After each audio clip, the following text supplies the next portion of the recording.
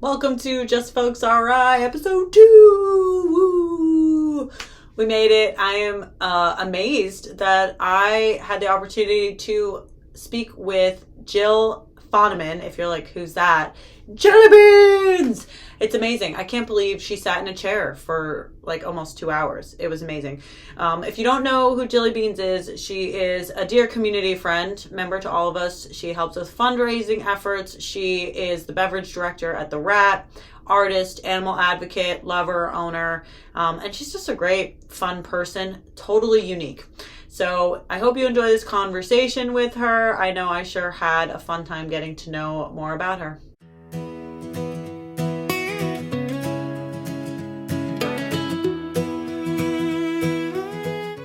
And take two. Yay, we made it. I know. What a great feeling. Technology is amazing and terrible. I agree. I agree. So I am excited, which is an overused term, I think, generally, but I'm actually excited because if there was one person I could probably be like, hey, let's go to coffee. And it feels like it could almost never scheduling wise, like line up. I almost feel like it would be you.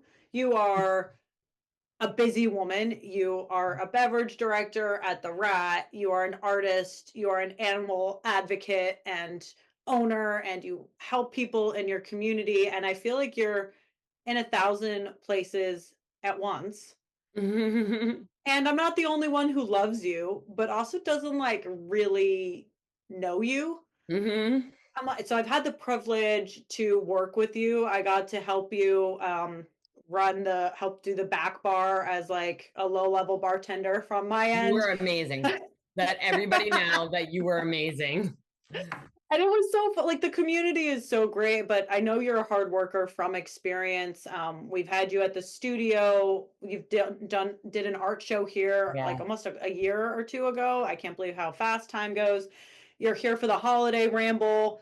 So I have a painting of yours behind me. Your self portrait of yours is in my house. So I know you, but like I've never actually talked to you for an extended period. And I Mm-hmm. know I'm not the only one who's like, I want to talk to Jill. So this is Right. my way of sharing the intimacy of like the coffee shop chat with everyone. So thank you. Oh my goodness. Thank you so much for having me. Yay. So I think I'm curious about like where did first of all, it's Jill Fonneman. How do you Yes. okay. Jill Fonneman. I know you as Jilly Beans.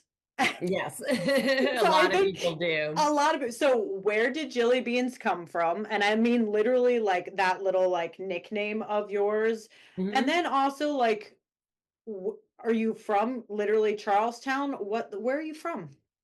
Where are you Okay. from? So Jilly Beans has kind of always been my nickname with my family, my mother especially.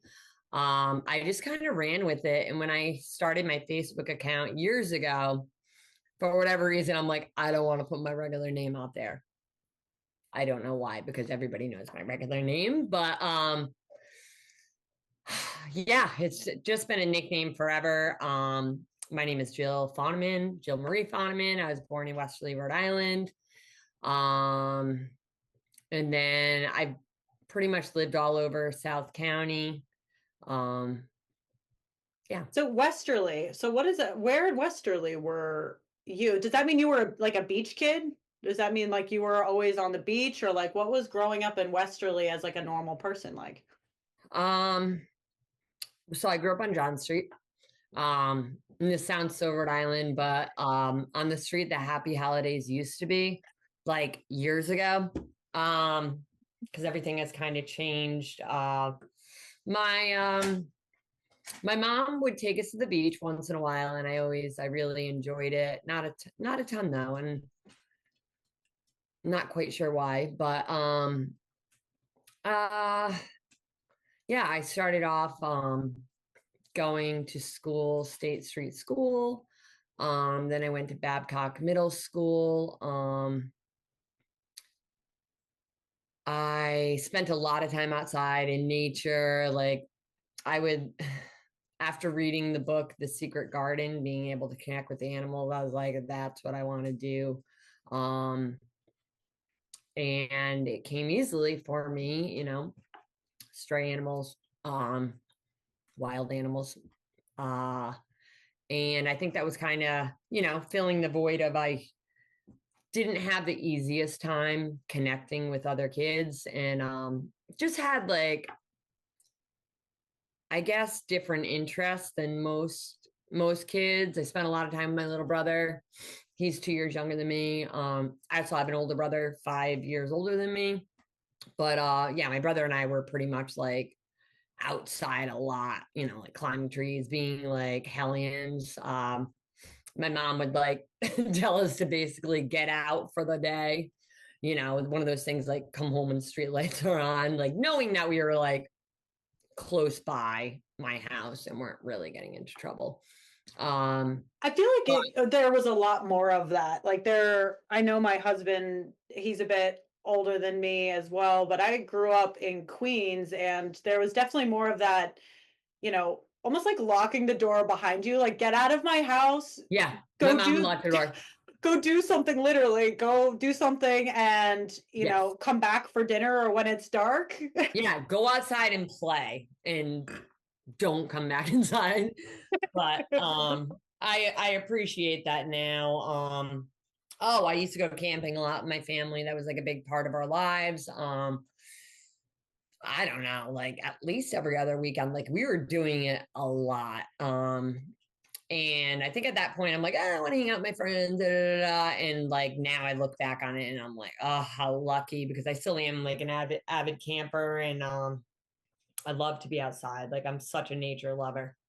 Hi, Jaja, my dog going up on the scene. Wait, so who is that? Jaja?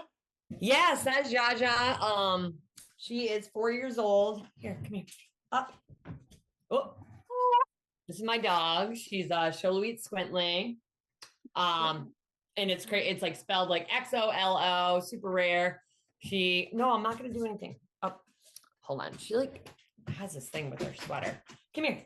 Show everybody your skin. So she's hairless. She's a ancient Mayan and Aztec dog. Super quick rundown. So Mayan and Aztec culture, good girl. The god of death created the dog of death as a gift to the Mayans and Aztecs.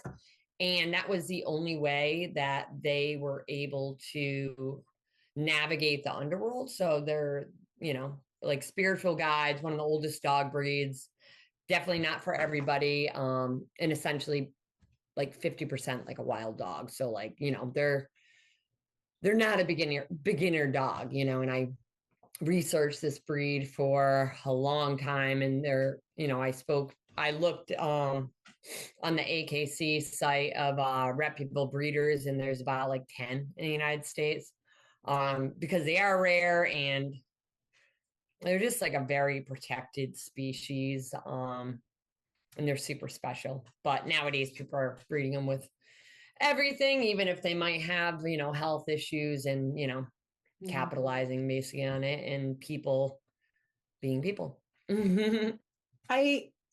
It's always been super apparent that you love animals. And you just mentioned that like outside, like you had an easier time connecting with sort of the animal kingdom.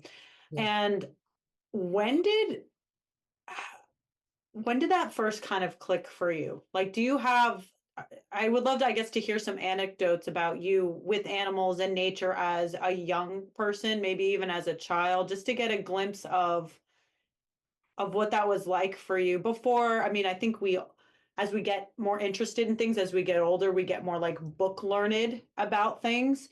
But there's always that initial childlike attraction where you almost feel like you can communicate wordlessly or just your interaction. So I'd love to hear about some of those early experiences with you. Yeah, of course. I grew up with an Irish setter, Shannon, and I had a cat, Abigail, which I named her after Abbey Road from the Beatles, and I was like a kid, so I remember listening to my parents' records and a lot of Beatles, a lot of classics. But yeah, I would like love my cat too much because I would like constantly be like picking it up and like, the cat's like, ah. Um, but yeah, just always being outside, even insects, like I love them, constantly like looking for snakes, bugs, noticing, maybe like their role. Always trying to save the wild animals that didn't need help.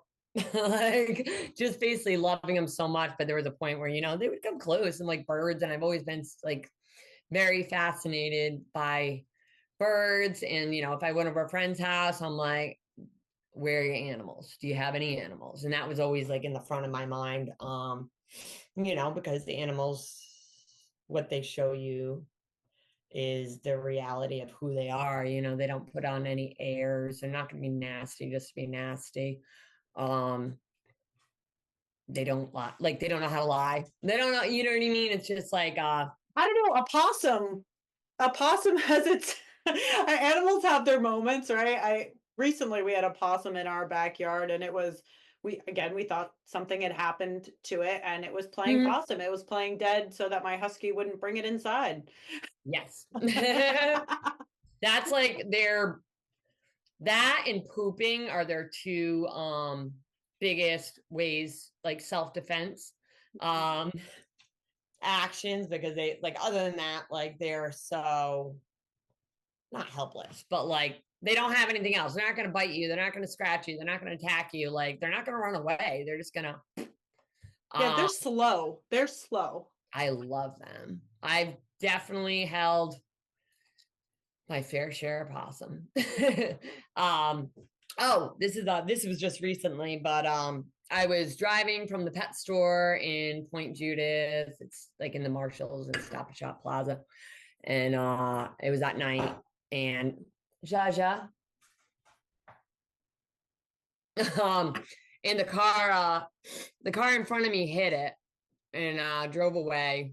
I'm like, really? Um, my dog Jaja, they're called a primitive breed, which means that they have an extremely high prey drive. But I had a sweatshirt in my car. It's bleeding from like areas that it shouldn't be bleeding from. And I scooped it up, drove it home to my house in Charlestown. So it was a good like 15-minute drive. And I had like some kind of like burlap. So I tried to like secure it, and it's trying to get out, not crazily, but the wildlife rehab of Rhode Island, they're closed at night, but they do have like contact numbers. One second, let me just see what's happening there. To anyone that might not have had this experience with Jill, it is very often that you might be having like a text exchange with her or a conversation, and it's like, hold on, there's an animal. Right. Like Oh my God. there's one where you were most notably that I remember was, and this was just like, I don't know, a couple months ago, not even, where a cow had escaped and you were like chasing it, not chasing it, it had escaped, and you were trying to bring it back because it was a baby Mm-hmm. calf, and you were like, you look like you had gotten out of like a physical altercation. You show up to work, you're like, Big time. Oh my God. I should have thrown on pants. That was the first mistake. But anyways, I know. I feel like for the ideal situation for you would have been like if we were on a walk and I yeah. somehow could like selfie stick us having a conversation, because you're like Yeah. you're a mover, and I have a feeling like you're never sitting in one place for too long. Okay. Yep. Oh, with that possum too. I brought her home, spoke with the wildlife person, and she's like, yeah, it should be fine this morning. Da, da, da, da. I had her in my bathroom. She ended up passing away. And I didn't even know what the sex was because I didn't want to like mess with it too much. But turns out it was a female. So I went into her pouch, and their nipples are fascinating. It's like a little piece of like angel hair. These babies, like 5 were like smashed from the car accident, but there's 3 that made it, and you can't leave them attached to the mother. once they pass away, because their milk will sour, and they'll get sepsis and eventually die like a pretty painful death. But I have reptiles, so I have heat lamps, hygrometers, thermometers, um, and just knowledge of wildlife. I replicated the mother's pouch to the best of my ability with like damp paper towels, face cloth, um, heat lamp, space heater, and basically like woke up every hour just to check on them because they would have dried out, but they didn't have the eyes formed, their mouths weren't formed. I have a little video I can oh shoot, is this even, I wonder how. If you send it to me, then I can like maybe try to plug it in. Yeah, because you're better at this than I am. But I managed to keep these babies alive long enough that, until the wildlife clinic opened the next day, I was able to drop them off in hopes that, there would be a extra mom with like an extra teat for them. Which wasn't the case. But at least they were, humanely euthanized and didn't have to like suffer. So that's huge, So I call that a win for sure. As far as the calf, I can't even remember. Oh, so one of my new neighbors, it butts, like their house abuts, they just built it a hayfield. And every time there's an animal issue, which I'm so grateful for, wild animal, domesticated animal, I'm usually people's first contact about it. So I heard, I'm like, ah. So I like jump out of my house. I have shorts on, didn't even think about that because there's wood surrounding my whole house. And I tracked it by its hoof prints, found it, and it stopped and allowed me to get kind of close to it. But it had just been delivered to my neighbor's house, which with her brother. And so these people had no connection with it. They usually raise their own cattle, but no connection with these two calves. So they both took off on their property. So they're trying to wrangle this one that's on their property, and the other one somehow just got out. But I found her like, I don't know, 3/4 mile away. She let me get kind of close, and then she just took off. I had also just like grabbed a rope because I'm like, I'm just gonna rope this calf, like not thinking about if I actually was able to, and it would have beat the crap out of me. It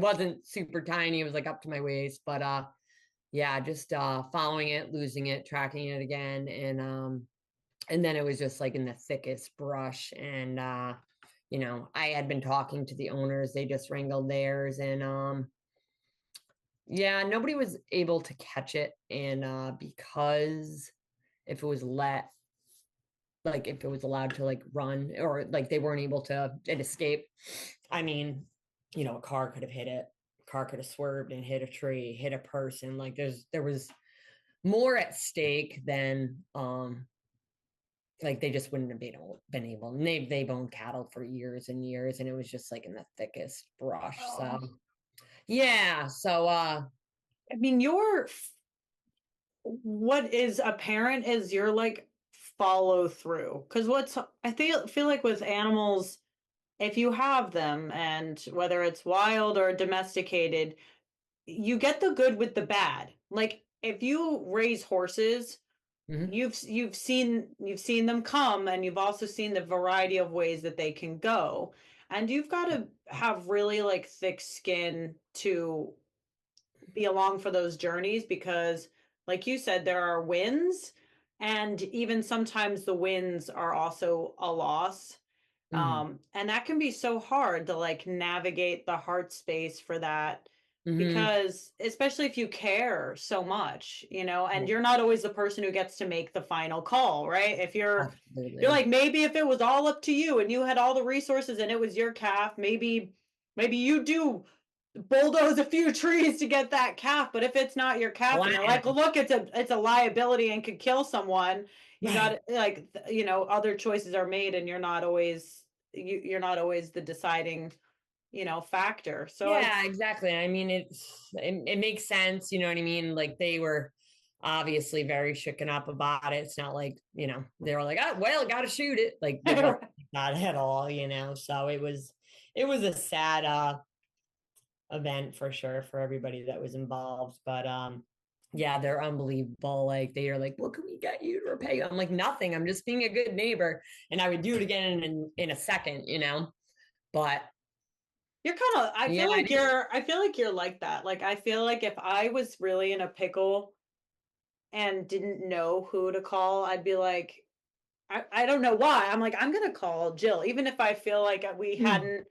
It's not like we've had these long extended conversations together. It's not like we grew up together, but you just sort of have that openness about you. thank you. And does that? I imagine I'm not the only one who feels that way. It's really nice. I like almost guarantee it. So one thing that is apparent as well is that you have like crazy energy. And I don't mean crazy like insane. I mean crazy as in like Man. I just mean like you literally don't seem to stop. Mm. So what's like a day in the like what's a day in the life of you?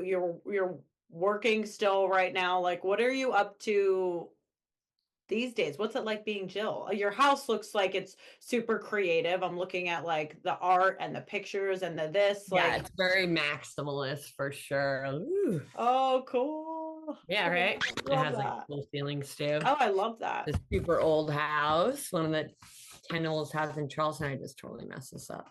That's okay. Okay. So funny. Basically waking up, I take care of my animals. I have a Jaja. I also have a 12-year-old Sphinx named Vega, a bearded dragon like yourself, which they're so cool. I'd say they're so personable and like they're really neat. They're very unique. And then I have Raffaello, who is my adopted corn snake, who had a rough start in life, and I kind of had to like show him how to do things again. This is my first snake. I never thought I'd be a snake owner, but here I am. And honestly, I love that thing so much. Like he'll just sit in my hand. He'll be like a skin puppy. So, and he's more of like take care at night because he sleeps during the day. But the other animals, definitely coffee first. Lots of coffee. Take care of my animals. I'm usually waking up late usually. And it's just like hit the ground running because I have to like do something or have an appointment. I work a lot at the Rathskellar. I've worked there for 11 years. Started as a bartender, went to lead bartender, what else? Head server, and then bar manager, and then beverage director. So I do all the budgeting, ordering, inventory, stuff like that. I write the cocktail menu. They're my recipes. Sometimes they're a variation of like a Prohibition era cocktail because the Rathskellar used to be a speakeasy. That's No honestly way. oh yeah. So that's really why I applied in the first place. And I'm like looking at my resume when I'm sending, I have just like a long letter. I'm like, oh, what a dweeb. But it worked. So that's great. And we have 4 bars on the property. One of the bars that you were working out of next to the stage was a sauna. And up until like the 80s, I want to say you could rent a towel for $5. That was the most current price. And get lit and maybe just sweat it out, which doesn't sound great, but that's what they did. And then Saturdays were co-ed day, which who knows what happened if those walls could talk. But yeah, a lot of the original doors, the murals. So when did the Rat open originally? You said it's Prohibition era, really? Yeah. So wait, talk to us about the history of that. That's really cool. Sure. Oh my goodness, I love it so much. So opened in 1933 before Prohibition. It was a destination where they would make moonshine. So we found remnants of like stills in the woods, which is just so fascinating. There was What does that mean? Stills in the wood. What does that mean? so like the whole like operation equipment to make moonshine, the droppers, like all of that, like the coil that has to go through. Um, moonshine. I don't think it's ever been legal, but What is people. so? What is moonshine? Because like I mean, I'm not a booze like I don't know much about booze history, but I just want to like for anyone that might be listening, like what is moonshine? What's the deal? So moonshine is the strongest alcohol you can get. There is a science, usually they'll use, and I just need to reference this, but like corn or like I think it's anything that can break down. Like a starch almost. Yeah. And I mean back then, who knows? So corn mash, okay, yeah, yeah. So it is a distilled spirit. They have a batch that comes out before and that has like all ethanol in it. So it'll kill you if you drink it, but it's just like the strongest version of alcohol that you can make. And a lot of it started in like Appalachia. And that's how people would make money. And it was very illegal. So it was a super high risk business. So people like paid for that, I mean, I don't know how much it was back then, but Wow. just because it was so risky, like people like would like seek it out, and it was a big hush hush secret, no one can talk about it, where it is, all that. I'm sure people have gotten shot like sir, like looking like for moonshiners, like the equipment and stuff, and it was a very cutthroat business, because it could mean the end of their family, or Right. so they used to make that in the woods. There weren't any really existing structures. My house was built in 1732. So my house, and then there was to take a left out of my driveway and take your first left. I want to say it's one, two, three. I want to say the fourth house down on the left. And Warden's Pond Road will be on your right. It's directly across the street. And it was closer to the road. They pushed it back, but it's just like a long building. And then that was the brothel. So, which is just fascinating. So you had like that area just had all the things. Yeah. Yep. Yeah. So pretty crazy. Yeah. So it's my house, 10th. I mean, yeah, one of the 10 oldest houses in Charlestown, the brothel. George Washington stayed at my house multiple times, I guess. And it's usually to cheat on Martha at the brothel, which not into that. Like, are you kidding me? George, just be a good dude, Anyways, so, and there were actually these two murals that were in my walls, and they're now in the town hall and the main council chambers, but these like revolutionary like stencil drawings. One of them was a portrait of George Washington, but it used to be a doctor's office here. So I'm wondering if when it was, because it's called the Dr. Card House, when Dr. Card had his office here, and there's all like little weird rooms in my house. But so the trying to think. So the Rathskellar was owned by a family, and at one point, I believe was it Max or Ray? Oh my, I'm like drawing a blank right now. But one of the owners, they all lived here at my house, and across the street is a rat. And the owner said to his family, he's like, I'm going to take the restaurant. And they're like, you can have the restaurant. We don't want the restaurant. And he's like, okay, I'm also going to take the house. So the granddaughter, her name is Marguerite, and it's actually Tom, the owner, is his grandmother. And she was like a wild renegade woman, which, I can appreciate that. So she got involved, and she was young. I want to say like younger than 10. And she went across the street, and where the Rathskellar office is now, held a double barrel shotgun to his head and said, you can have the restaurant, but if you try to take the house, I'm gonna blow your brains out, which was very effective. I think that helps if you have a double barrel shotgun to your head. So he said okay, they agreed to it.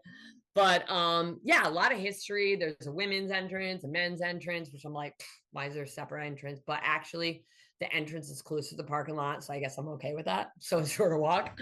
But the original fireplace, there's a really cool like oval door on top. It's just like super old wood. They keep that. There's a bunch of murals, iconic murals.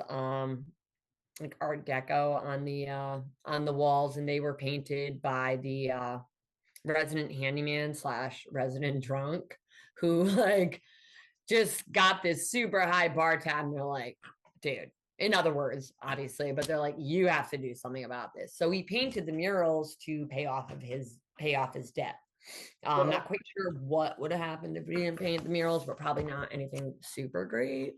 But that was in the 40s.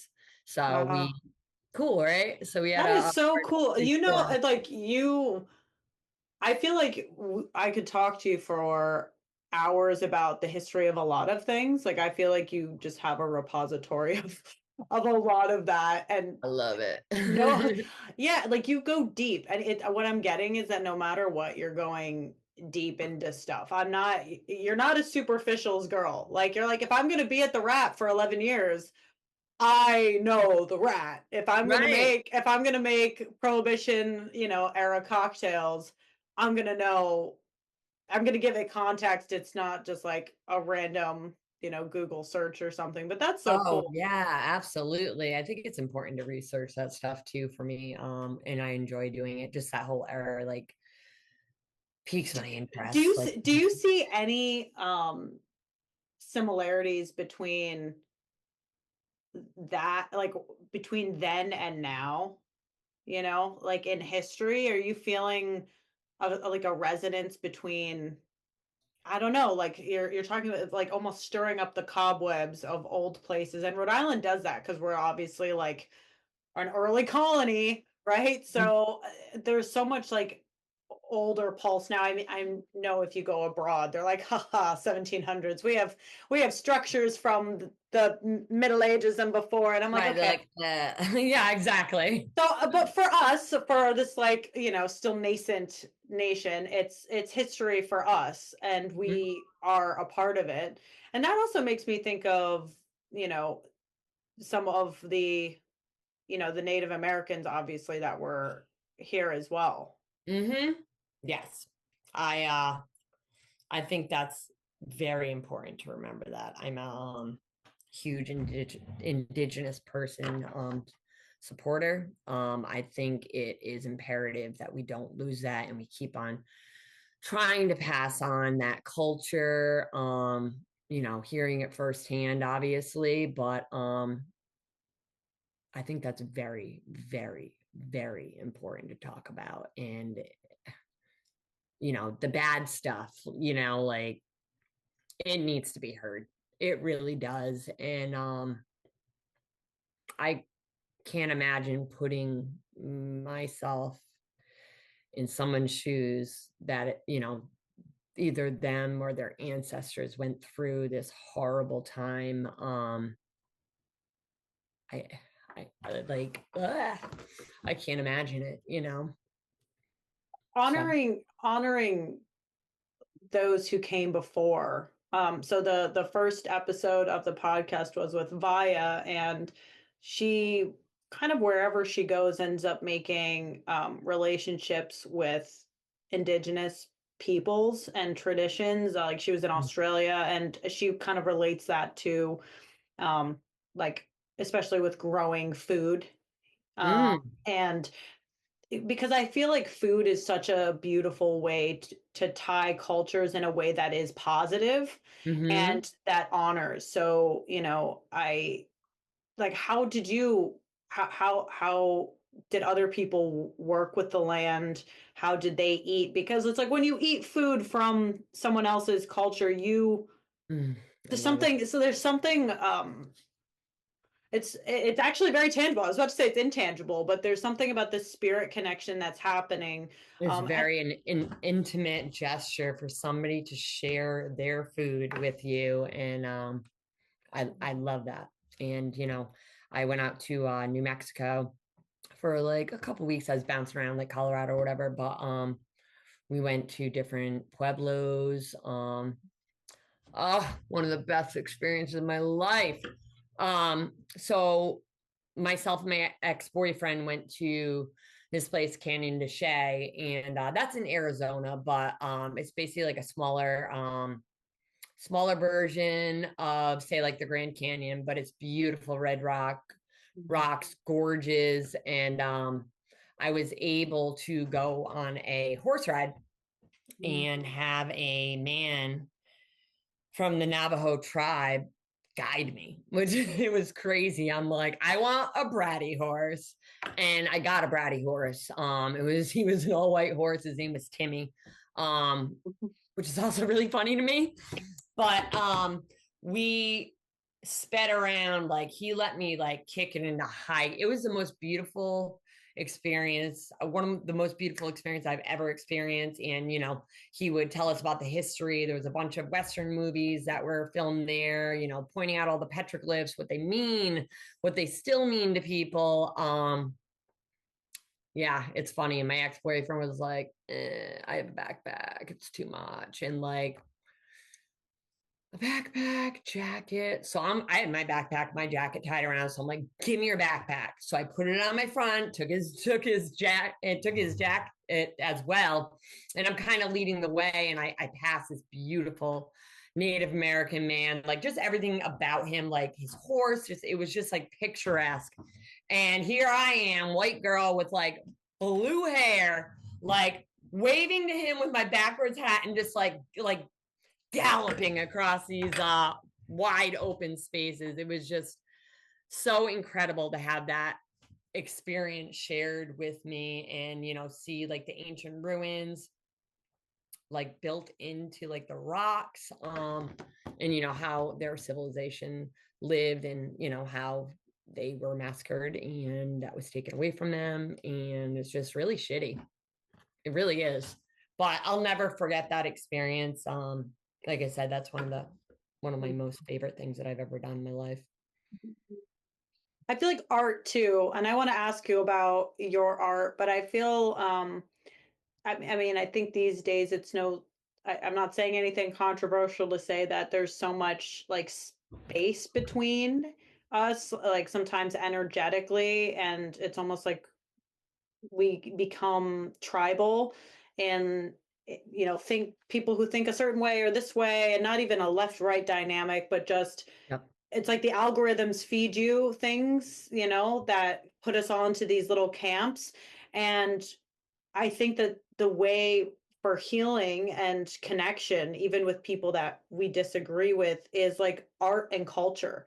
So, Mm-hmm. and to me, that's the best aspect of like inclusion is show me your art, teach me your art, share, like let me share with you food. What do you Right. know about animals? what Mm-hmm. what what songs did your grandmother sing to you? Like how we all have those things in common, things that maybe it was the records that you were listening to that you had, maybe it was someone's grandmother singing to them, and to come together. And it's hard to, unless you're physically sharing space with people, to always get there, you Right. know. Mm-hmm. um but I just it gives me a lot of, I do feel out of chaos there's always like hope. And I Mm-hmm. think human beings that are interested in humanizing, Mm-hmm. that's the way to come together, like potlucks, Oh yeah. oh, song circles, and Mm-hmm. just, like let's do stuff together in real time. Right. That's Let's the stop way. looking at our, phones, melting our brains with the light. Like it's getting fed like negative, negative, negative, negative, and just mindlessly scrolling and being desensitized. That's my um concern for children nowadays. mhm, absolutely. Yeah, it can. I think screens and like the internet is. When I was pregnant, I felt like had to turn the Wi-Fi off at night because I felt like something was invading my body, and Mm, it was wild. And a few months ago, I actually just canceled my internet. Like I don't have internet in my house because I feel like I can. It's not that I can hear it. It's just I feel there's like it's like if someone leaves the microwave fan on and then you yeah. realize that it's on and you shut it off and you're like, oh. That's so interesting that you say that. I feel the same way with electricity. It's really weird. Like if I drive by like a substation or something, I'm like, ugh. Like there's just something like I can feel it, which is so weird. I've never really talked about that. But I yeah, there's just something weird. absolutely. Yeah, these things have a lot of energy, and I do think if for someone like you, I know I was like a high energy kid, Hmm. where you are sensitive just in general, and if things have high energy, like you could just can feel it. So, Yeah. I have to. So you do art, and I want to segue into that because your love for animals, your love for history, and then you also do amazing art. So what is art? What does it do for you, and how did you like get into it? How did you put paint to paper or canvas, so to speak? I'd love to hear about your relationship with your art. Sure. I think art is everything. It's everything. Like I surround myself with art. I love it. Growing up, it was one of the classes that I excelled in. And I maybe because it was like less instruction or less, you know what I mean, information that you had to like take in. It was kind of just like, let go. Um, I stopped painting or even like drawing, like, I don't know, when I was a teenager and obviously going through like teenager things and you know what I mean, just like, I suck type of thing. Um, but during COVID, which a lot of people I'm sure can relate to this, my other ex-boyfriend at the time, um, he was cleaning out his garage and he's one of those people like if you don't need it, throw it out. I'm the opposite. I keep everything. Which I'm working on that. But so he had a bunch of paints and he's like, oh, I'm gonna throw them. I'm like, wait, maybe I'll start painting. And I took them home. It took a little while for me to paint, and turns out they were like these like valuable like acrylic paints that like they discontinued, but they're so glossy and like I love that aspect of them. So I painted, I'm looking at right now in the next room, I painted a picture of my cat Vega. And like I posted on social media, I'm like, like I'm doing this to pass my time. And then one of my friends, um, she lived in South Beach, money like isn't a problem for her. So she asked me to paint her dog. And then all of a sudden I'm like, oh my God, this is really scary and really intimidating. And it took a little while for me to like, I don't know, because just I must have been like uptight about it and just like kind of like I said, but it's very intimidated. But I painted it and I finished it and she Venmoed me $400. I was like, what? She goes, I just now you're a paid artist. And like obviously I started like, bawling to myself afterwards, but like that's a big step. Like somebody purchasing something. And obviously, like it was way more than it was actually worth. Like it was a bigger painting, but especially not being like an established artist. That was definitely like a gift, but like that first sale is just like, oh my God, maybe I don't stink at it. Maybe there's something here, more like that. And then I couldn't stop painting. Then I'm like, painting all my animals, my past animals. And then people started speaking up and being like, hey, um, do you think that you could paint my animal? So I became like this like pet portrait artist. Which I And guess your makes your style is pretty like unique. Do you have some that you could bring? Can you bring some? Yeah, I have Okay. one now. I mean, I while she's doing that, I mean, I'm not sure whose dog this is. But Oh, that was one of my first drawings. I have this little flamingo. Oh my god, here, I'm gonna What else do I have? I'm trying to think the ones I really like. Oh, so this is one of my Vega has always been like one of my subjects. I don't know why it's. Is this Vega? Yeah. Oh no, this is Vega and yours. Your Sphinx. Oh no, that I don't know. I love pit bulls and blue nose pit bulls, and I just, I started getting like very cartoony. This is like a reference to Notorious B.I.G. Ready to die, his crown. But yeah, just like things like that. I love them. Let's see what else I got. I have a lot of different kind of art too. Oh, I love this one. I guess it's kind of like comic booky, but that's a danger noodle. Oh. Cool, right? And then what else I got? This one. Oh, I love the cactus. Isn't that cool? I love the cactus. I love they're almost like Aztec-y designs, but this was my first one. And that's a Vega right there. Wow. And I won't. So you've got a very distinct style. Like I feel like I could be like, that's a Jilly Beans. Yeah, like my whole house is just like super like maximalist. Like it's just a lot going on. My pink Christmas tree is always up. Love that. But I love to be surrounded by color. It makes me really happy. And I think it has a positive effect on me.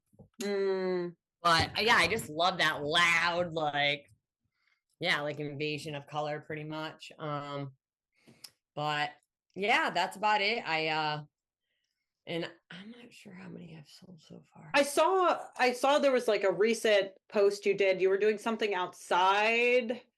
Oh yeah, it's like a Charlie Chapman video, which I didn't even like think of that, but it kind of is. And can you describe it? Can you describe it for people if they haven't seen it?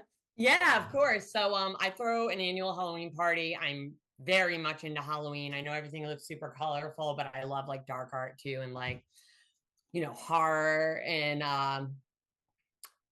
I decked this tent out and like hand painted a lot of the decorations. Like I did a haunted circus, so it was just like using red rollers on like sheets that I bought, so it kind of looks like a circus like little theme. So I'm always, when I dress up for Halloween, I'm usually like a female villain or like a badass female, Medusa, Elle Driver from Kill Bill, like the one with the eye patch, Cruella de Vil. But this year I was like, my costume was like kind of like like the two twins in The Shining, the like sisters holding hands, like super creepy. So I did something like that. I got this hideous dress off of Poshmark and it looked like a doll's dress. So I guess I was like, I don't know, haunted doll at that point.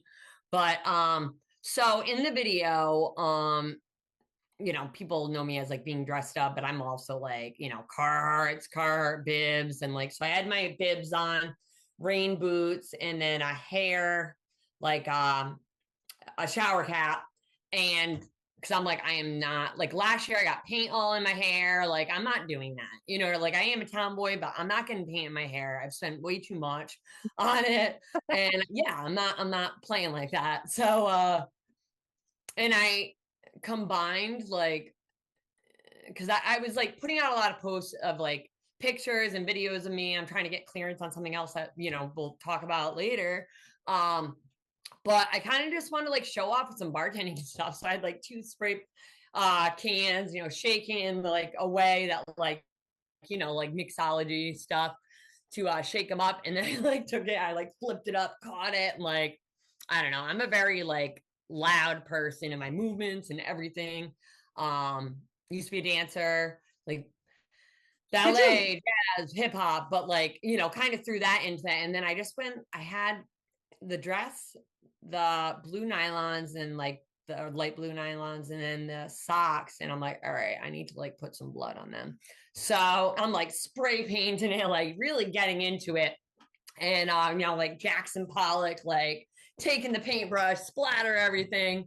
And but there were like not mishaps. I think I dropped a couple things and like, but it represented myself because I am goofy. I'm goofy, loud, like, yeah, kind of just showing like an authentic version of myself. And like people loved it. It was so funny. I'm like, I look dumb. You know what I mean? That's my first thought usually all the time. But people are laughing, and I sped up the video, and they're like, it's literally like a Charlie Chaplin video. So good. I think especially as like AI becomes like more and more dominant in like our phones or things, is like authenticity, and I hate to put it in these terms, but becomes more of a commodity. Like truth and real things resonate differently than like fake things. So you might be able to trick my eye that these are like bunnies bouncing on a trampoline, but at some point cat gets out of the bag and you're like, okay, that never happened. So when you see real people in authentic expression, I think just the nature of being in kind of I don't know, a world that is pretty like, especially I think not even around here, but just a Western environment. And it's like, okay, act the kind of a certain way and you can be yourself, but only to some extent, that when you see people just like doing their thing. And for some people that means being loud. For some people that means like sitting and meditating and reading a book. They're like, that is my authentic expression, Yeah. It's just so, I think it allows all of us to be more vulnerable and express ourselves for where we are. Right. It is, you're putting yourself out there, and like nowadays people are horrible, especially like on social media, like just very brazen and just like really crappy. But yeah, I don't know. It's fun. And like, like you said, you're like, I don't really like even know you. Like people know like the work me, you know what I mean? Guests, like coworkers. And I mean, as they get to know me too. But I'm usually always like my brain's going work, work, work. Okay, I gotta do this, and then, can you do this? Like, but this is how the new way we're gonna do something. So I'm always kind of like on autopilot and like fast and crazy. Yeah, you definitely move fast, and it's so nice to actually like get some seated time with you, because I don't think I've actually before now seen you sit. This I is don't great. I love it. Like carving out to use my time. It's like you don't need to be standing up. You don't need to be running or walking or whatever. To the next event, basically. So this is really nice. I'm really happy that you had me. Thank you. I'm like, it's just so great. I also want, so I know another thing about you that I just might as well pick up, but so you did Parks and Rec or Yeah. something? So Yep. like, Town because I know Charlestown. you're in your community in so many different ways. So like what did you do with the Parks and Rec department, and what like? So I'm one of 9 members of the Town of Charlestown Parks and Recreation Committee. We approve applications, talk about new ideas, things that like, that like put things on the agenda if somebody has something they want to talk about or an idea for like community event, and then it'll get pushed to the town council, and then final decision will be So how did made. you get into that? Like how did Jill end up? Well, I mean, I do a lot of community stuff on like, I don't want to say my own time, because it's honestly like a lot of it is with the help of the Rathskellar, like kind of giving me like full creative reign and like taking chances. And but I love to give back to people. And I like growing up, and like, I would never take anything away from my childhood. And my parents, they, were super hard workers despite like a lot of like stuff coming back at them. My dad constantly getting laid off. We didn't have a lot of money at all. And my mom would take me to the Johnny Cake Center to that's where I got my school clothes. Either that or I'm wearing like hand-me-downs from my older brother, which, both of those circumstances, like you kind of get like ridiculed. And I mean, now I'm like, I don't care. But Totally. Yeah, so I do like a lot of like fundraising, and there was one particular fundraiser, unnamed person, but she lost her husband to cancer. And she was a stay-at-home mom. That was her job. She had 3 kids under like 6 years old. So now what? Like what are they gonna do? Like what's gonna happen to this family? So I'm pretty good, like fly by the seat of my pants too. Like think of something, you know what I mean? So like I just gotten Tilted Barn into the Rathskellar as one of the first. Well, there was like maybe like 3 other bars that had it first, but this is like emailing like I don't even know, like a year. Um, but anyway, so I combined it with like a pint night. You know, they come in, get a they buy a beer, get a glass, and then people were staying, and like the turnout was just like it was like the inside bar, there's like 21 seats, and then there's people like 3 deep, and like a lot of people I knew that I was friends with, and just really good people. But like it's so crazy, like fundraisers like that, like the community shows up. I love that. Like I love the sense of the small town community like helping people out, because I mean everybody's gone through something. Everybody can relate to things, or have a family member that can relate to things, or like some experience that they're like it hits home for them, and they're like, all right, cool, I want to help. But so fundraisers like that I usually gravitate to. I host an annual art festival, and usually has like 50 vendors, $60 table fee. 20 of that is like an automatic donation to buy art supplies, and like professional art supplies, like nice and bougie stuff. But with that, I'm raising those funds to buy those art supplies to host free art classes for children. And my whole like line is like, art should never be a luxury. It's not a luxury. It should be available to everybody. And I think that's important. So I teamed up Crossmills Library, who didn't charge me anything to like a site fee or whatever. They were really happy to collaborate, and I'm so grateful about that. Shout out to Sarah Orenstein, you're amazing. And then Bethany McGuire, which a lot of people know her from the community. She's an artist, and she does pet portraits as well.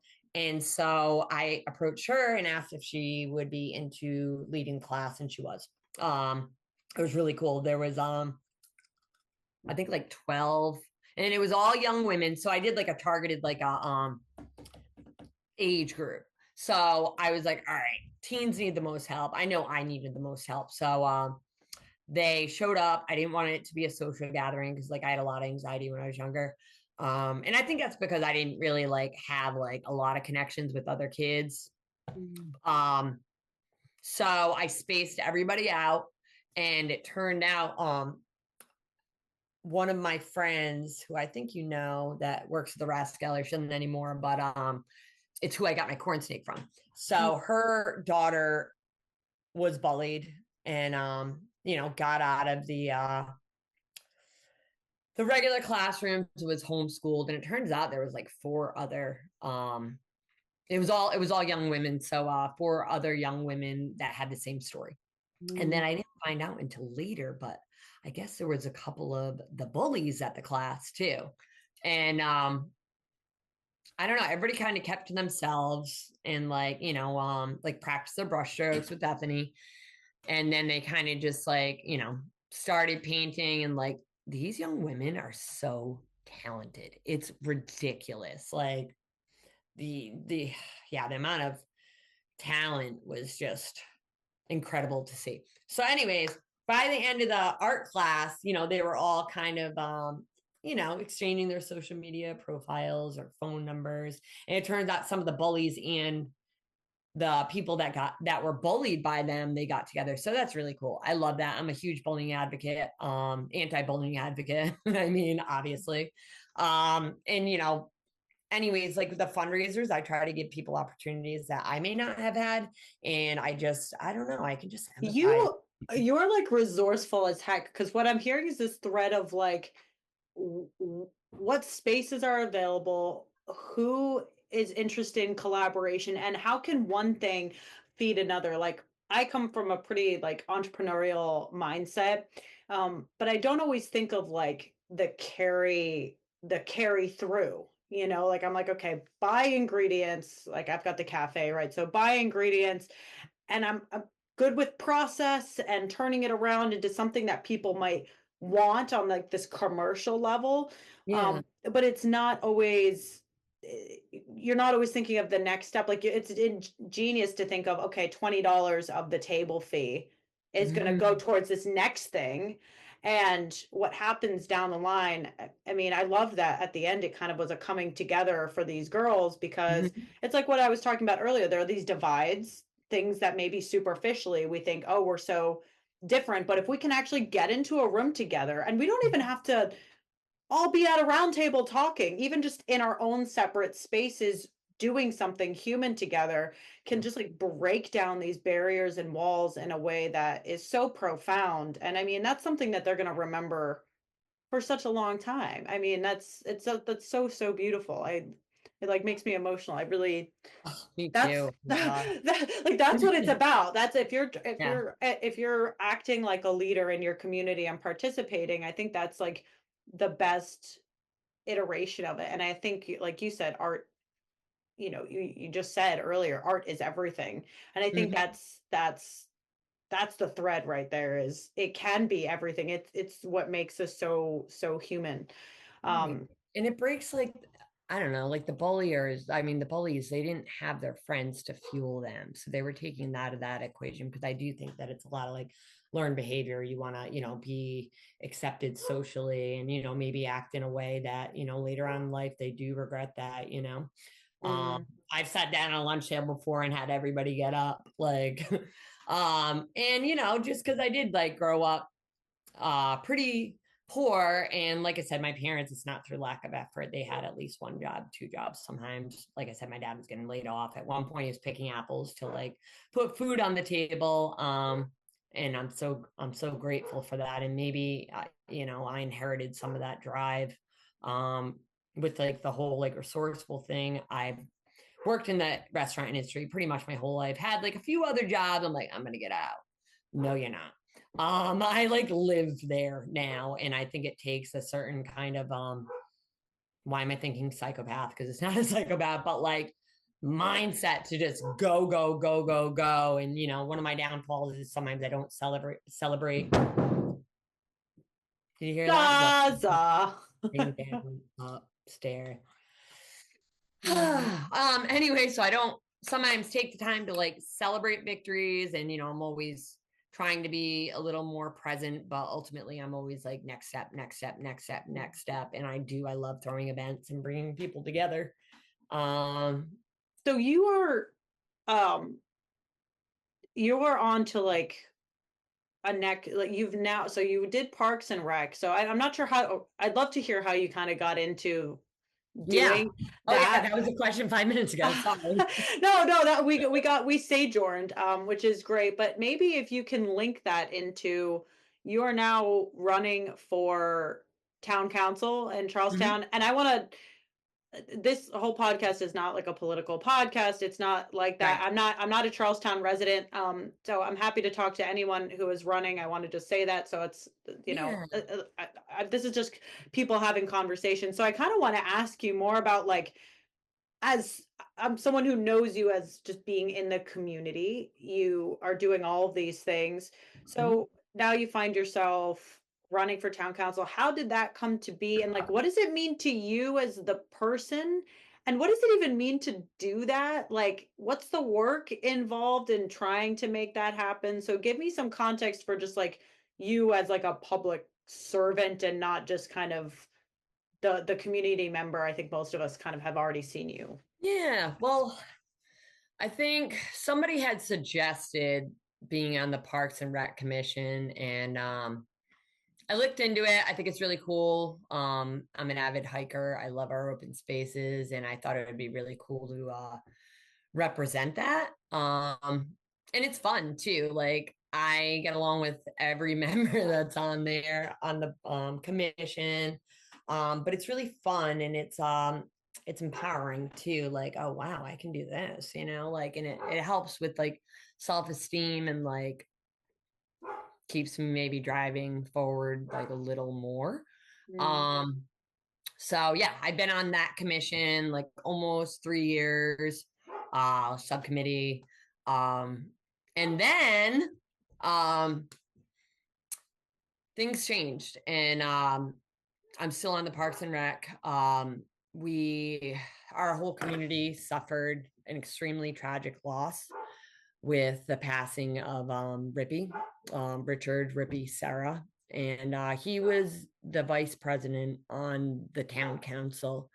And I just remember like being in like shock, like, what? I had just seen him the previous weekend when I was working Seafood Fest for the Rat, and I mean, I'm really grateful I was able to talk to him. And that's the thing about him is he would make time to talk to people, and I think that's extremely admirable because his life is so busy. He owns he owned Rippies and was a huge part in it. Like he would be there as a business owner all the time.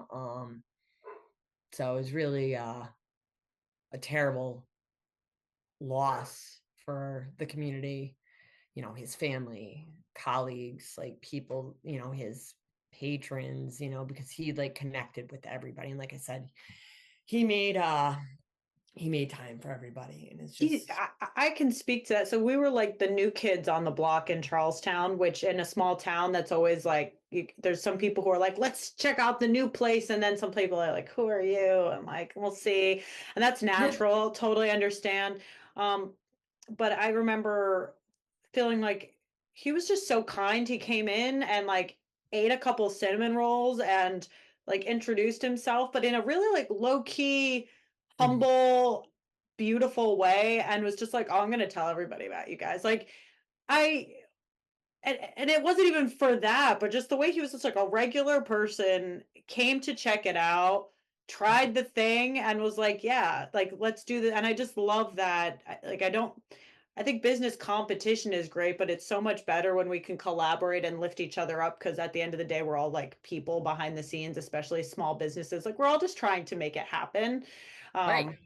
So his kindness is just so great. And like, I mean, I put in my son is like 3.5. Like I put his name in when we do pre-orders at like if we do like a pickup order over at Rippy's, and they're just always, the staff is kind, and it's obviously a Rhode Island staple. So I'll add that it was definitely like a real ripple effect to, no pun intended, from Rippy's, but to that his loss was just like profound, and we all felt that really deeply. Yeah, absolutely. It shook this whole town, and for good reason. Like you said, he was extremely genuine. He wasn't pretentious, and he made time for other people and to connect with the community.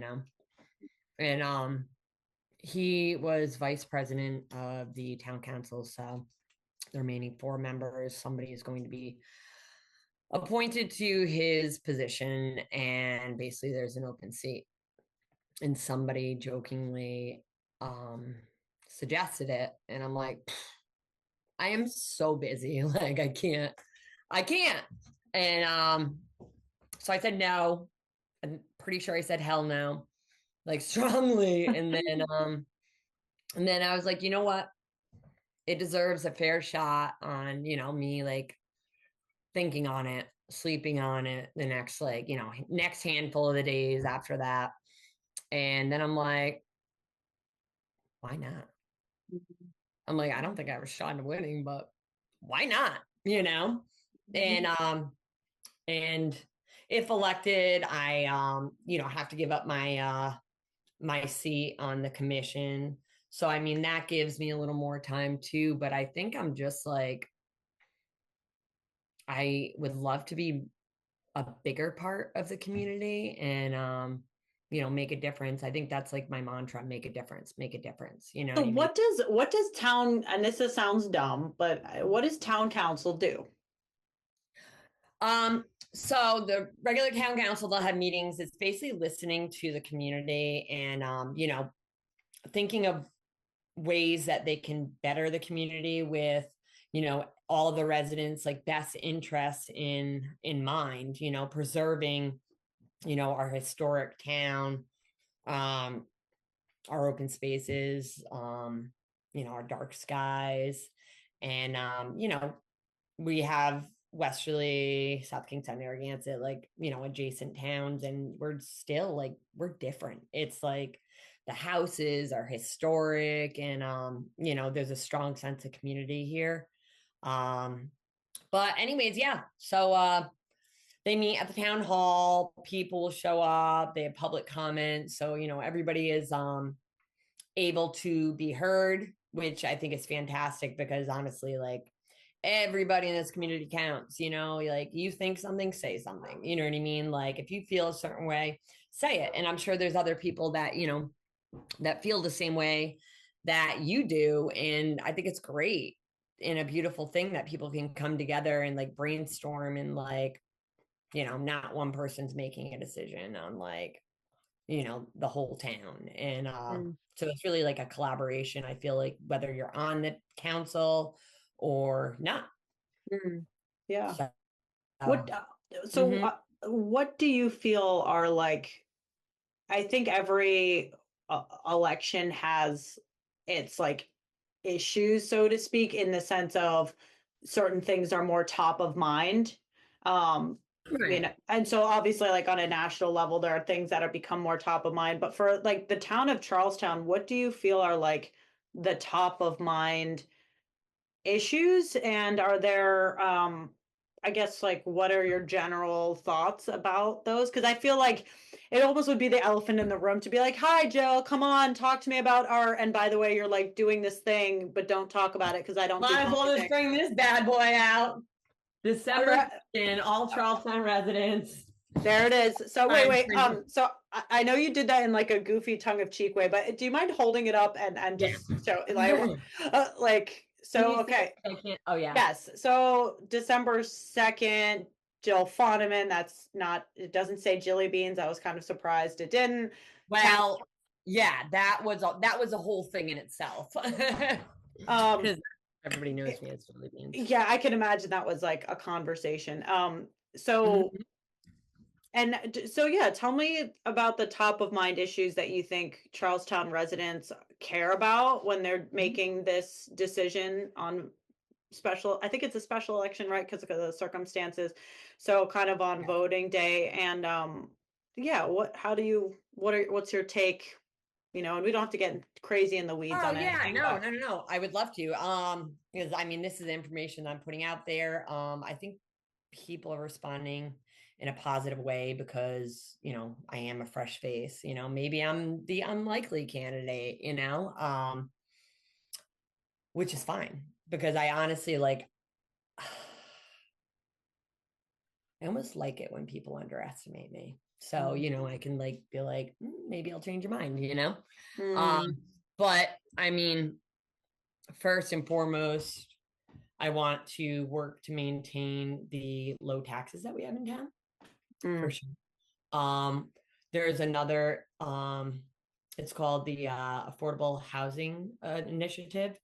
And it's basically a tax break for residents. Say you grow up here in Charleston, then you go to buy a house and you're like, holy smokes, there's no way I could afford a home here. Or, it's just crazy.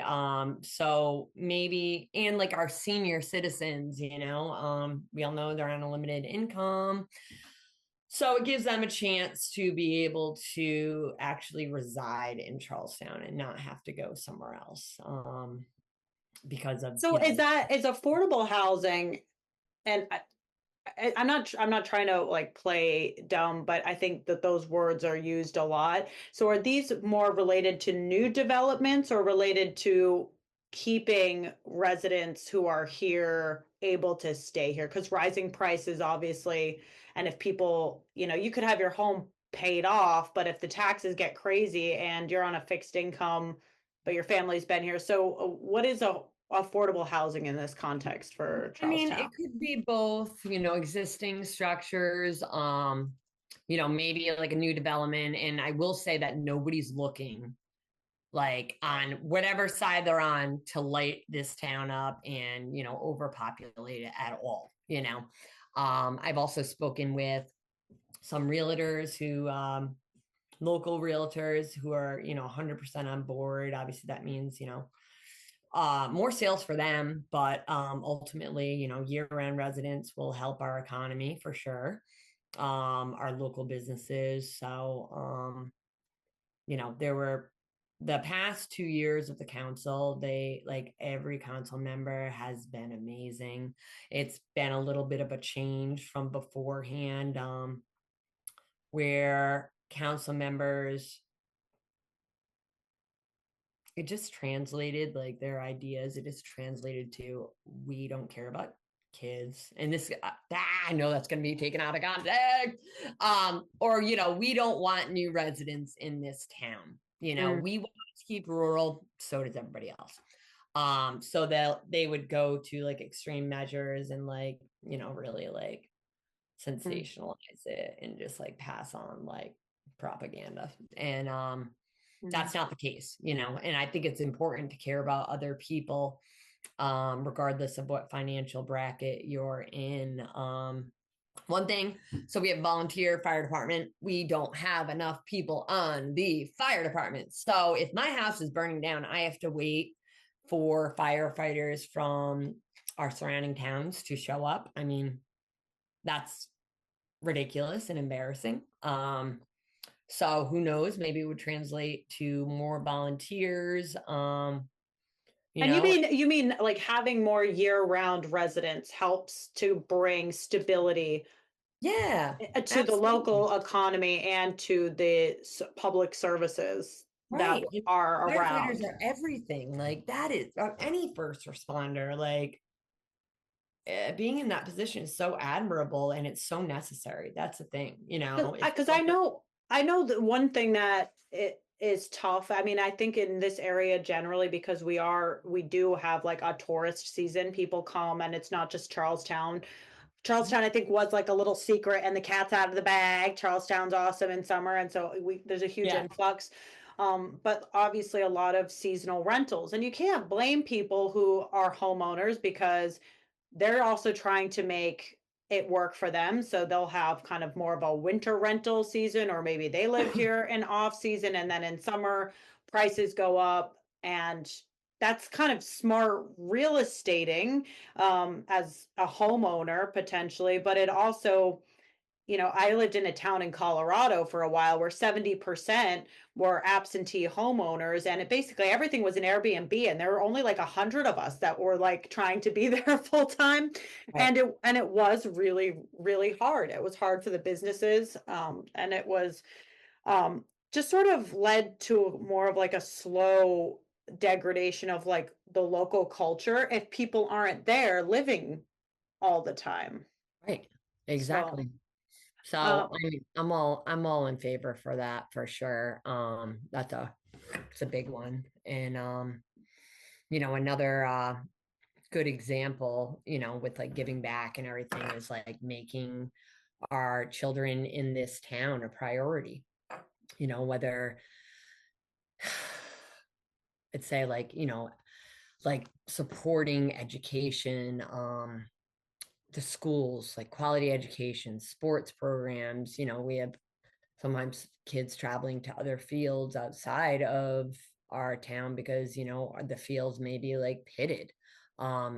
Just recently we were able to, as a town, push through temporary lights at the football field behind the town hall, which is huge because guess what? In fall, like as the year goes on, it gets darker and darker. And like, I'm sorry, that is completely unsafe, and then if you mix in like the quality of the field. So I'm really hoping that can be worked on and just offering like so all the sports programs and just like extracurricular activities, like the more time kids are involved, the less time that what I mean, like this like dark world can like affect them, or what I mean, and maybe give them a or little more it's even just to not safety. have to go out of the town to participate. I mean, I know we're Rhode Islanders, so it's like Wakefield feels far, or other, Mm, but we have enough space for our children to play outside, it seems, in Charlestown. And so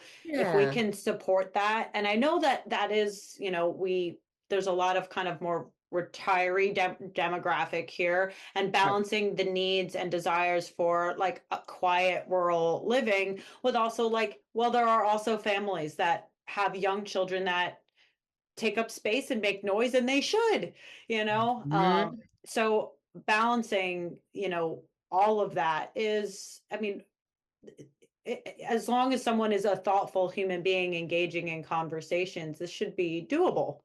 Right. They are our future.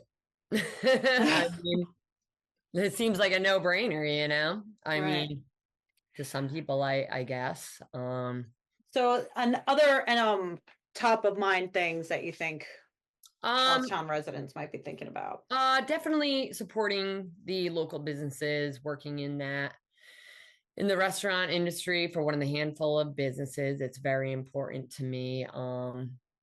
And you know, like it's everything. And like I feel like we don't have that many businesses that like, we're like at each other's throats, like or anything, like we all get along pretty much.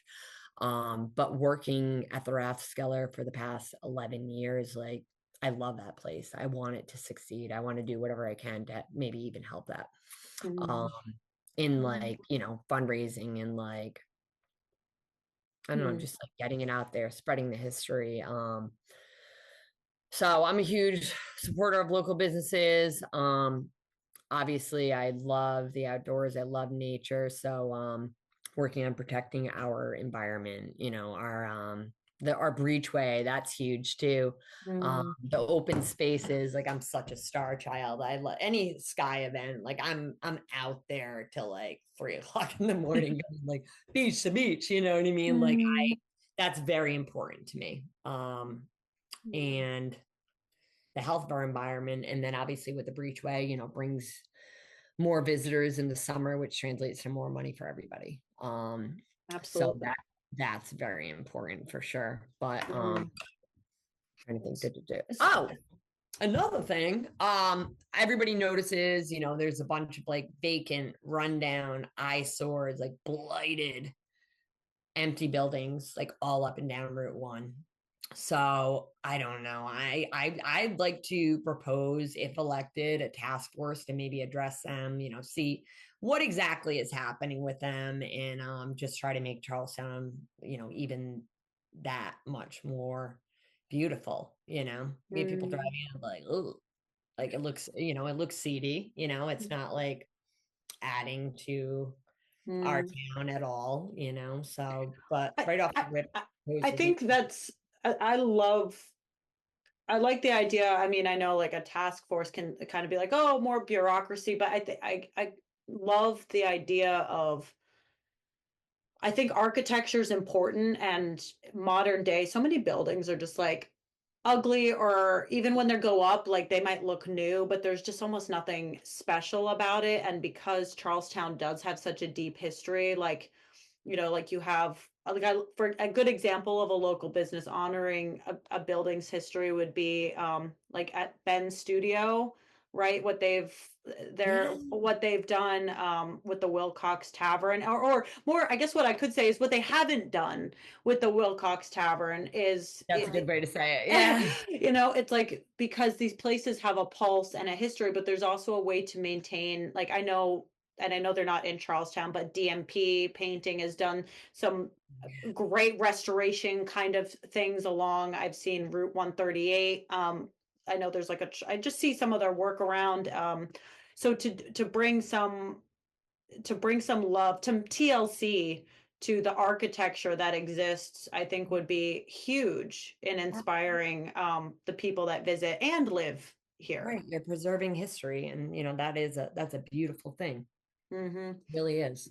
So I guess my last question in, like, I guess the political sphere would be more like as a human being, is like, so you decide to run, you're like, not even F it mentality, but like, why not me? Like, I'm a human being. I do things for my people. Like, I love people. I'm energetic. Why not me? Moment. Right. But what does that mean?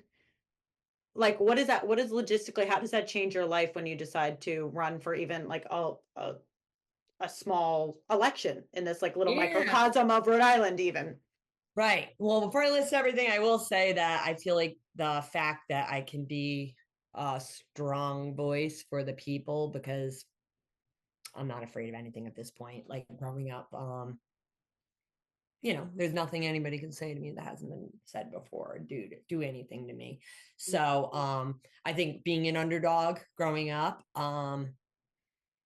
I have a hankering for helping out, like not underdogs, but like people that maybe wouldn't be able to have a voice. I'm like, I can, no problem. You know what I mean? What are your questions? What are your concerns?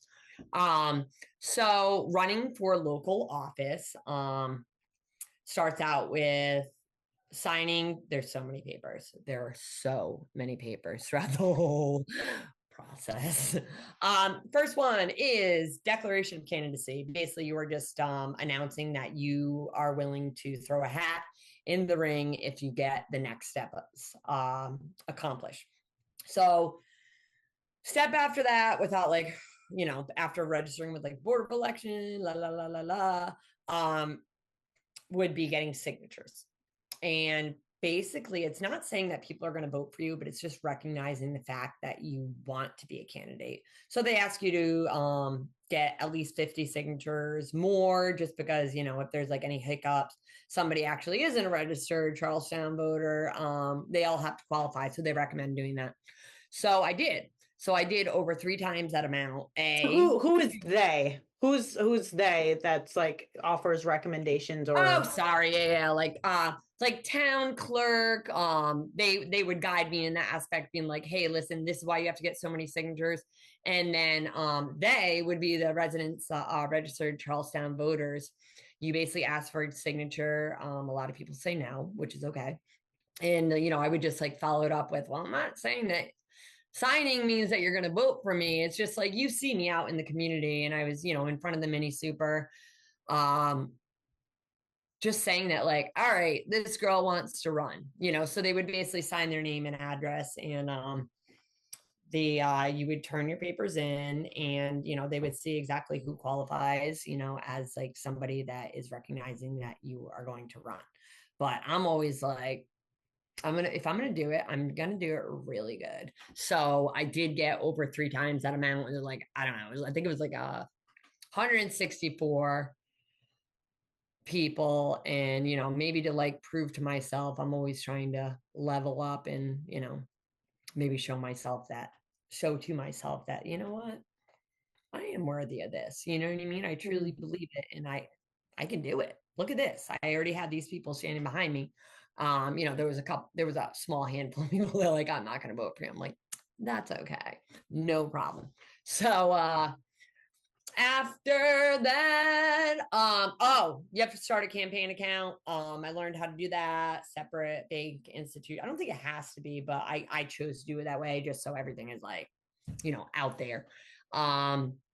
And after you start the campaign account, a lot of it is like going back to the Board of Elections, speaking with the Board of Ethics of Rhode Island. And I'm calling the Board of Elections often. Like, they know me by my first name. I'm like, hi, it's Jill Fonnemann, for the millionth time. They're like, hey, Jill, how's it going today? I'm like, pretty good. Yeah. I'm like, I just have, a few questions. And they're so helpful.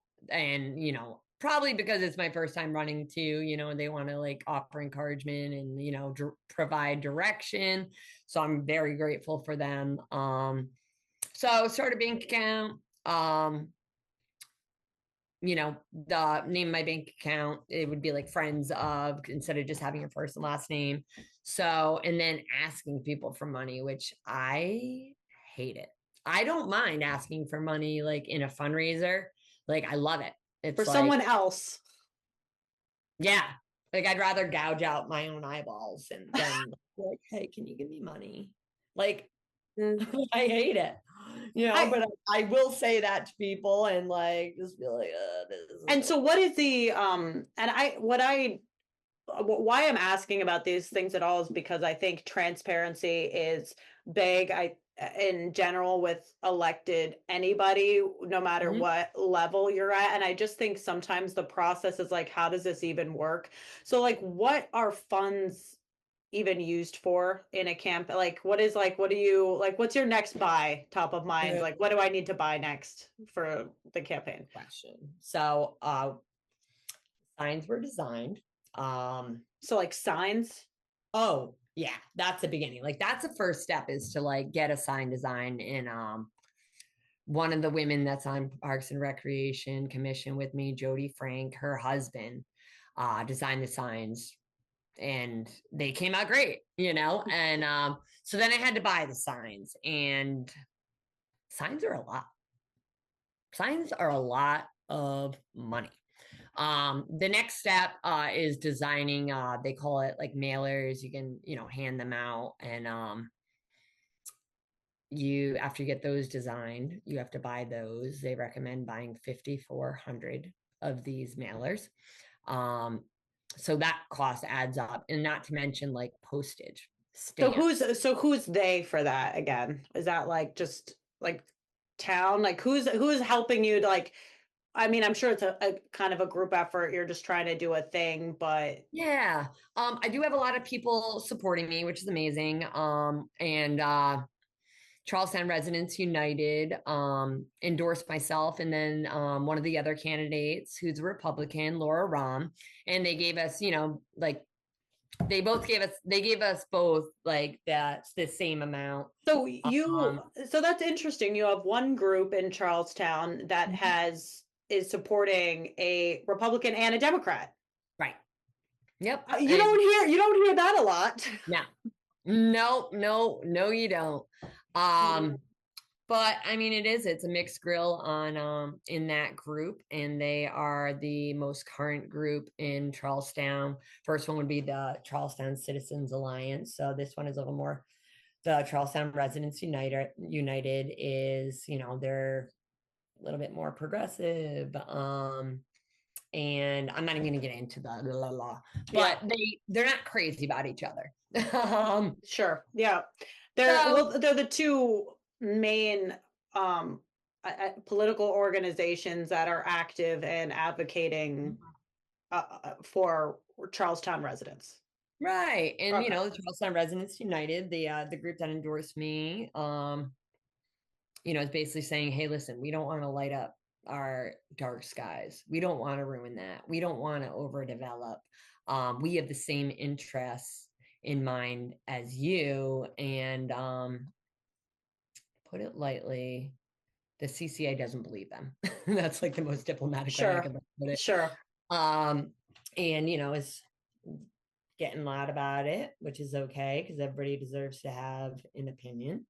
So CRU endorsed myself and Laura, which is amazing. And then the Charlestown Democratic Committee, excuse me, they are endorsing me, which is great. You know, close like family members, friends, you know, other people in the community that just they know me from, you know, them being a guest at the Rathskellar, knowing my heart is in the right place, knowing that maybe I am the unlikely candidate. I am the unlikely candidate, I should say.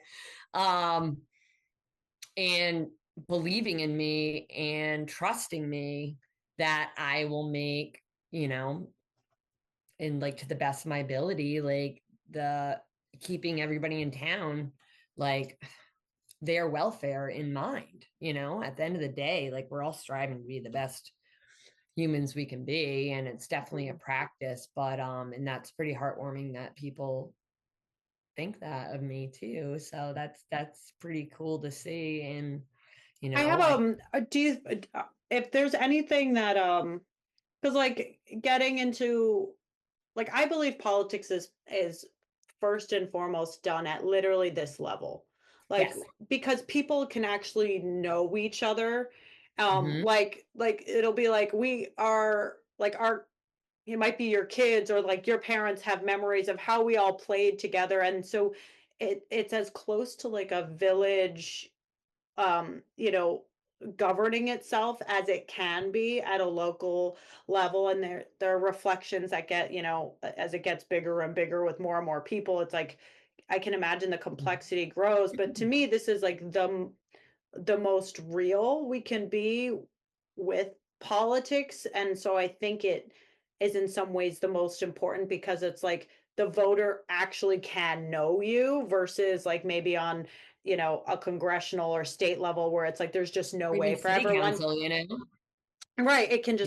it can just get bigger. So if you if you have any like trepidations about like getting into this thing, like again, more as as a human, not as much like as a candidate, but like what if there's a little bit of like, I don't know about this, like what's the other side? Because like there's I want to help my community.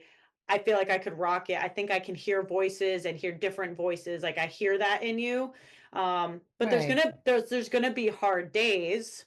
And what I guess what are the challenges that maybe you're not so much looking forward to?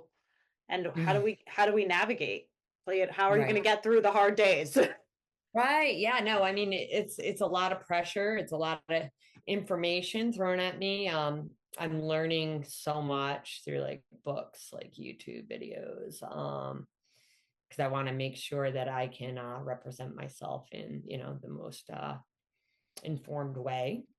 Um, but I mean, so far it's been really fun.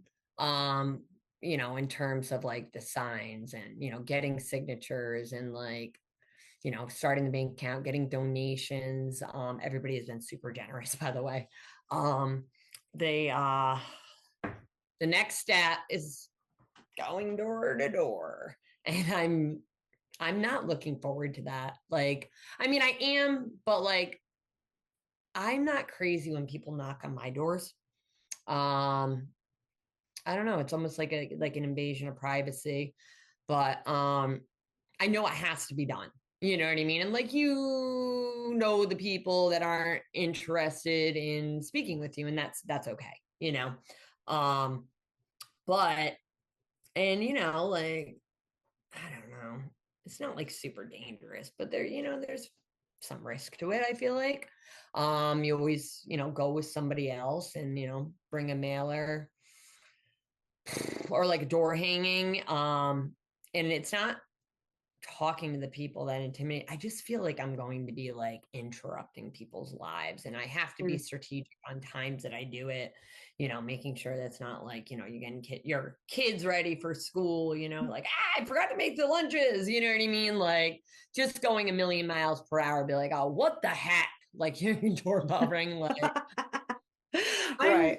and that's honestly like the thing that I'm really not looking forward to Hmm. everything else. And I'm like sitting with like political strategists, like people that like, work on campaigns for a living. And like honestly, I have such a strong team behind me, and they're, so helpful, reassuring, and everybody's making me realize that it is like necessary to go door to door. I'm also Mm. going to go to like dog parks and stuff with Jaja, and like that'll be a Yeah, neat way. some come to me moments versus, because I feel I can respect that, because I going door to door is hard, especially if however many people are. Like you said, it's like I'm not crazy when someone knocks on my door. I've got 1,000 dogs. If you try to talk to me at my door, it's there's going to be a toddler screaming in the background, and there's like, so It's if going to be the there's wrong time. it's almost always. Um, Yeah. and so, okay, fast forward. Let's say you're elected. You and there's challenge. Mhm. Um, how do you how are you readying yourself to? Because at some point you're the decision maker. You're the candidate. There can be strategists. There can be people who have supported you, Mhm. but I imagine you have to be able to also be your own person at the end Yes. of the day. So Mhm. how are you, how do you create your almost protective barrier? Because people are going to be talking at you, especially if you are elected. people who are on your team, not on your team. Like there's a lot of noise there. Yeah. So how do we maintain our own sense of authentic self and the artist in you, which has predated and will always predate the candidate you, like the person in you, the soul that is you, that makes art, that says art is everything. How, Hmm. how do you hold that sacred as you, if you are elected as well? I mean, I think I try to keep like that's like my mantra is like it doesn't it's not productive to put on airs to like side with people because you don't want to like, you know, have them be disappointed, you know, and I am very much an individual. Like I walk or dance to the beat of my own drum. I'm not easily swayed. I'm open to listening to other opinions. Absolutely. Maybe I'll change my mind. I'll be like, oh my goodness, that's a lot better than what I'm thinking. But I just have to be true to myself. I mean, in life in general, and I need to carry that through. I need to have people trust me, um, to be a good listener, not have like ulterior motives, you know what I mean? Like you're a public servant, you know what I mean? Like you listen to the public and you serve them. Like that's what it translates to, you know what I mean? And for of course for like the betterment of the community, of the town, there is going to be a lot of pressure because I feel like even when people make decisions like that big, there's going to be people that like don't agree with them and you know what I mean, feel a certain way about it. And they need to be receptive to listening to these people and you know explaining why they said this or decided this.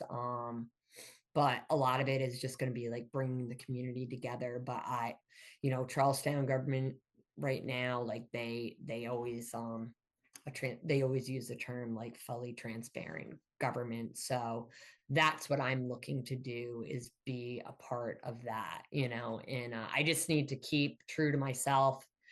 Um, and like I said, I am an individual, so I don't think I'm going to have a problem with that. But I think it's going to be like, I need to focus. I need to get ready. I feel like I'm ready, but there's a lot of other stuff that's going to be thrown at me. And I need to bring on the noise, bring in the funk, like just to get it done. So I just need to, you know, stay true to myself and stay true to our community and, you know, just keep on the same path that I feel like I'm on because I do think that people trust me and you know, like I have that creative drive, you know what I mean? And like I'm able to look at situations from, you know, different angles and I think it's going to be good to have a fresh face. Somebody that I has think every good artist, right? You have to look at it from different angles, like literally, right? So right um and I putting yourself out there like you know, absolutely, I was yeah. watching this YouTube. It was this 80-year-old man, and you know, he's like been involved in like everything, but like he has a free channel and he's just offering advice to people on like a local level, you know, city council, like all that, and he's super knowledgeable. Um, but he said something that resonated, and he's like, "You're doing something that the majority of the population would never do." You know, they would be so nervous to put themselves out there. And I don't know, maybe I'm crazy. I mean, maybe a little bit, but i'm not like I'm not really phased by that. And then, you know, another piece of advice that he brought up, he's like, you need to go down deep in your soul and find out what lit that fire that you want to serve your community, make a difference, and not be afraid to do that. And I I love that. And I mhm, just I want to, because I mean this channel's not just politics, right? But I teach. I'm a vocal coach out of the Beatrice Studio and with South County School of Performing Arts, and I have private clients as well. And my priority, and I don't. It's not about about me, but I believe that is whatever brought someone into music, to their voice, to piano, maybe it's guitar, whatever brought them to you to begin with, to explore that, that is the priority. We can learn about technique, we can learn about history, we can get into music theory, we can get really cerebral, we can get really physical with like your vowel shapes, how the ahs and a's, we can talk about singing and into consonants. If you're doing pop, how we do the yodels, like there's these different techniques. But if that You becomes, if definitely you're, have like the science of it. Like you're you're so like talented and like amazing. like if you could get into that, but for when you're serving someone or you're trying to teach someone something, it's, I don't want you to lose the fire and the flame and that spark of you-ness that drew you to the flame. And that's exactly what I'm hearing, what that resonated with you in that video, where what is the seed that got you here? Because so many things can run away from you, and at the end of the day, that's what remains. That's when all, the lights come down and maybe you're not a candidate or whatever, or all these things happen around you. Did you stay true to like the child within, the spark within that is like a force for good? And it's a beautiful flame to protect, really, and to demonstrate to others that they can follow their flames, you know? Mm-hmm. And it doesn't have to be like a positive thing that you reach deep down on. Like it's like what drove you to be in this position. And oh, I will say too, with the voice lessons, you're literally giving people a voice or like wanting to hear their voice, like, and that's amazing. I had to say that, but for me, so, and then the next thing that he said is like, once you find out why, he's like, you will be unstoppable. And as he was saying it, I was, thinking about it. And a lot of it came from like me being awful to myself, like, and like judging by like how like, others treated me, children or whatever. Maybe like being forgotten almost, and like the school system. I don't know. It's just, but I think I'm always trying to level up, prove to myself. I mean, not so much as to others, but like I am valuable, like I'm intelligent, I believe it or not, at this point, like I feel like I can actually like have a big voice and, think logically and realize like maybe my worth, which, for a long time, I feel like I didn't. Like, I was always really down on myself, and, everybody's internal voice is harder on themselves than anybody would ever be. Like and even now, like I treat myself mentally like crap sometimes. I think that we always do. Be like, you drop something, you're like, oh, idiot. It's like, why not replace that with oops? You know what I mean? And like, so it's like retraining your brain almost. And, now that I'm 42, I'm the most confident I've ever been, in less like fearful, you know what I mean? Like, I don't care what other people think of me. And you know what? But I don't mind listening to it, even if it's like negative or like, it's a negative person. Like, I don't mind it. And like, I don't think that there's going to be, I would hope that there's not going to be like a lot of like mudslinging. But even if there is, like, I mean, I'm fueled by like chaos, like, like succeeding in You the are industry. Like, I love it. you are very hardworking, you are very resourceful, and if there's one thing I can say about you definitively, you wear your heart on your sleeve.